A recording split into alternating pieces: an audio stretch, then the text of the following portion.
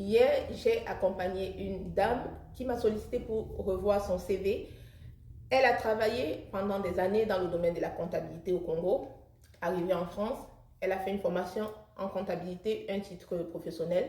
Et depuis, elle cherche du travail, elle ne trouve pas. Donc, naturellement, étant en panique, elle ne comprend pas ce qui cloche sur son CV. C'est la raison pour laquelle elle m'a sollicité. Et quand j'ai parcouru son CV, j'ai fait certains constats que je partage avec vous pour que la réponse soit valable pour tout le monde. Donc, lorsque vous avez travaillé en Afrique, dans nos pays, où vous avez fait certaines choses dites transférables, voilà, en fonction de ce que vous avez fait, parce qu'il y a des compétences qu'on peut transférer dans un autre domaine, c'est important de les mentionner sur le CV, mais de savoir comment les mentionner. Dans le cas de cette dame, sur son CV, on avait l'impression qu'elle est débutante, qu'elle n'a jamais travaillé, parce qu'il y avait son titre professionnel, ce qu'elle a fait en France, et avant, il n'y avait rien du tout.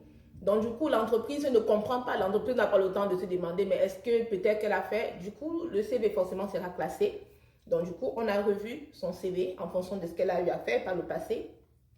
Et là, elle va repostuler en fonction des entretiens de recrutement qu'elle aura. Je lui ai dit de me recontacter pour qu'on travaille en amont ces entretiens de recrutement-là, parce qu'il ne suffit pas que de mettre des informations sur le CV, il faut pouvoir les présenter, les valoriser lors de votre entretien de recrutement. Voilà.